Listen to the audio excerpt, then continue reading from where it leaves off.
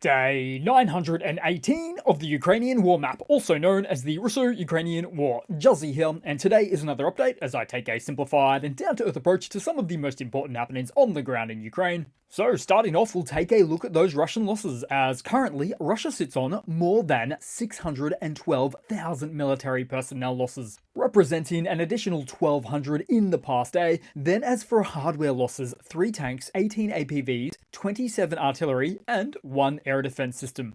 Then with a lot happening, we'll head straight to Kursk within the map today, with something that appears to be considered breaking news. As, according to Russian sources, Tetkino is cut off.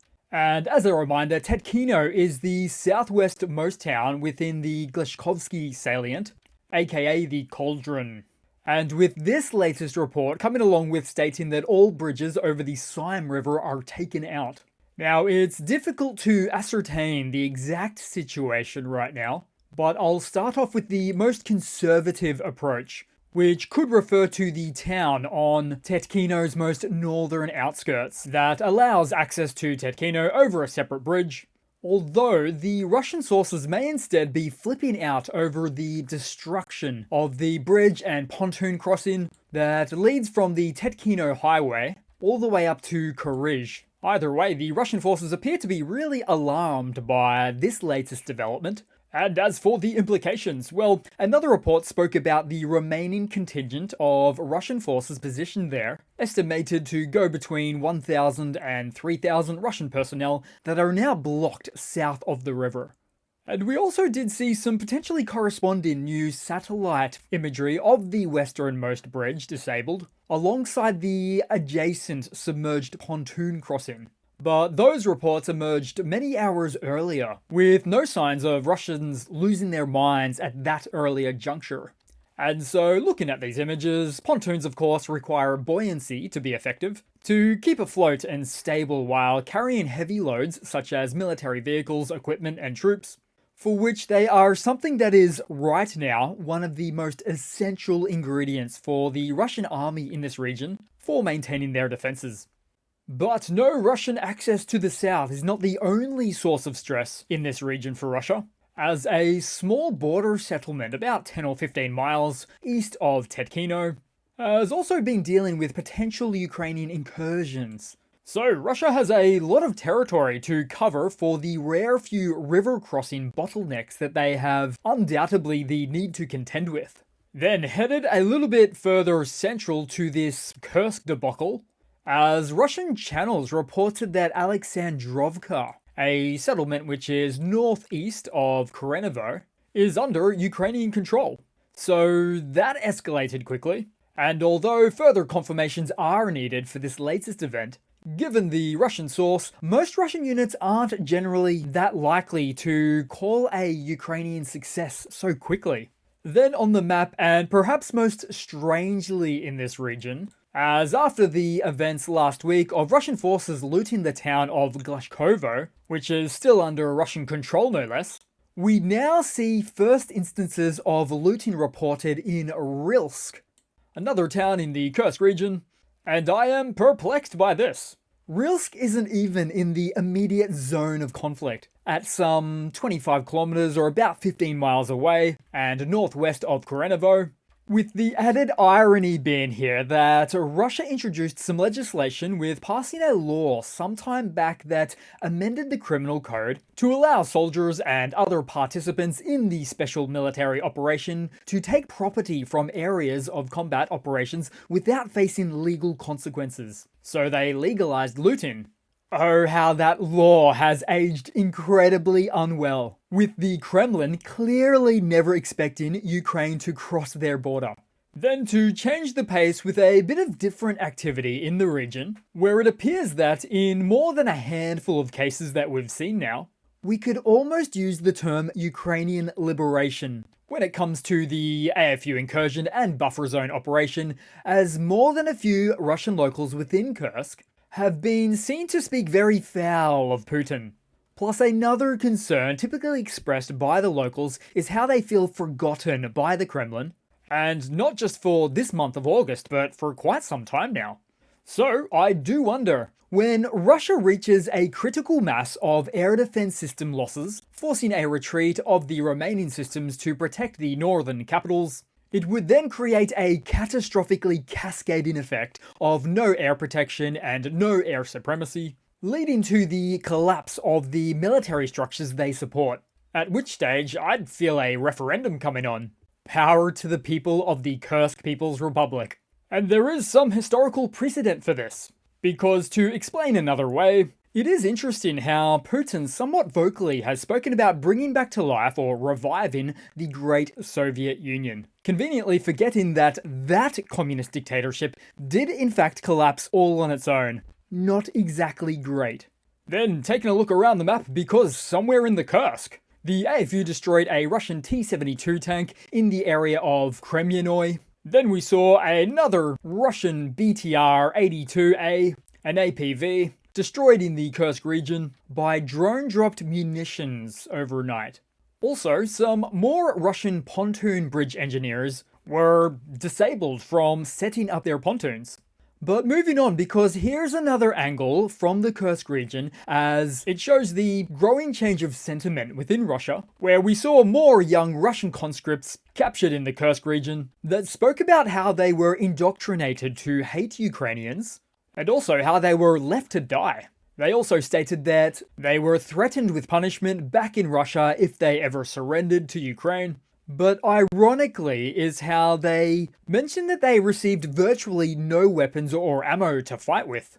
Most impressively, one said, quote, "I'm not going to die for these bastards. I don't owe Russia anything," referring to the commanders, the MOD, and Putin himself. Then in a similar vein, on Russian state TV, Solyevov and the well-known Russian political analyst and commentator Myhevim discuss how the incursion into Kursk is causing demoralization among the people who are losing faith in the Russian authorities' ability to protect them. Which is a comment that I cannot really fault, except to say that many have already lost faith as opposed to losing faith. But also notice how they deflect blame away from the Russian military a lot, replacing it with the Russian authorities instead. And what's the importance of this labeling? Well, due to the illegalization of discrediting the Russian army, they need a more generalized outlet to work with instead. These guys are smooth. Then headed down on the map to the Belgorod region, as some local Russian authorities have begun permanently evacuating residents from the villages of Pokrovsk and Dronovka. But also, unexpectedly, and what would appear to be far, far away and less relevant, is for the Russian or Belgorod Voluski district, which I might switch maps for, with the Russian local authorities' announcement of 2 border settlements here getting evacuated. And there is also the most recent case of multiple additional Russian border settlements next to the Sumy region that also remain closed to the movement of the citizens. So the AFU's tactical probing of these regions is clearly having its effect. Then to head further down the map to the Pokrovsk axis, the primary focus of the Russian forces in the Donbass. Now, Sentinel satellite data won't help us today, but the Russian military command is resisting operational pressures to redeploy forces away from its high-priority offensive effort to seize the town, and as such will likely continue to draw forces away from lower priority offensive operation areas throughout the theater to defend in the Kursk Oblast instead. And zooming right in here, clearly the Russian army is looking to collapse Ukrainian positions to the south of this front. But as for Pokrovsk specifically, can Russia take it? Sure, it's possible, but what do they have to contend with to do so? Well, the rainy, muddy Rasputitsa season is coming up in anywhere between 30 to 60 days, which makes it very difficult for any army to move. But to get to the furthermost regions of this salient push from Avdiivka, at a range of about 30 kilometers, it's taken 8 or so months to achieve. Thereby, the remaining 15 kilometers or so to reach Pokrovsk, Russia would need to reach it in about 2 months or less. Of course, notable is that Russia's 8-month Avdiivka push extended aggressively, but did so from a flat base of the 2014 Donbass lines. Therefore, where Pokrovsk is concerned, Russia so far requires to achieve the capture of the town on a salient that's built on top of another salient, which inherently contains less support structures in which to achieve such a move. Although what I see most from these types of unfolding events is that every time Russia makes a big push in the field, it takes about 8 months and 60,000 plus personnel losses, and literally thousands of armored vehicles of various types destroyed in the process. Think Avdiivka, Bakhmut, and even Vuhledar, where nothing was achieved. But further to that end, with each and every Russian push of this type of caliber, the equipment made available to those ground forces is significantly worsened or degraded each and every time. And as an example, but to simplify things here, Russia went from T-90 main battle tanks to 60-plus-year-old T-62 and T-55 tanks. And as for infantry fighting vehicles, they went from the Soviet-era BMP-3s to all the way down to the BMP-1s, to the battle trucks, to golf carts, to motorcycles. And in some of the cases, those BMPs were even stripped down to the level of the poor performance Grom cannon themselves. So what we're looking at here more broadly is a double-edged sword event for Russia, but with a time frame limit, which also comes down to another variable of the effectiveness of the Ukrainian defenses, those installations just beyond. But of course, some like to ask, why didn't Ukrainian brigades positioned in the north just come over to the Donbass and support on this front? Well, the answer is mostly in the question, because those brigades need to protect against the threat of a northern Russian invasion.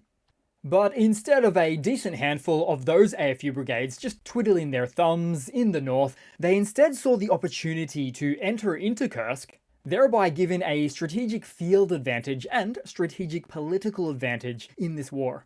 So back to Pokrovsk as, well, the clock is ticking and each day it comes closer to the realization of what the outcome will be. Then just briefly, somewhere in the east, a Russian T-90M tank was destroyed by the 46th Brigade of Ukraine, specifically this one happening in the Marinka town of Donetsk. And then moving across to something a bit light to round off the video today, as here we see something of an adorable case of a Ukrainian border guard feeding a visibly shaken or scared looking fox as he feeds the fox with a carrot. So you might be able to tell by this point that I'm a bit of a sucker for the animal stuff, with all of the wildlife when it coalesces and sometimes cohabitates with the AFU. So that's it for today, guys. There's a lot of interesting stuff I really want to show you guys, but it's going to have to wait for another day. But thanks for watching. Please continue to like, subscribe, all of those nice things. And I do hope to see all of you guys there in the next one. Cheers.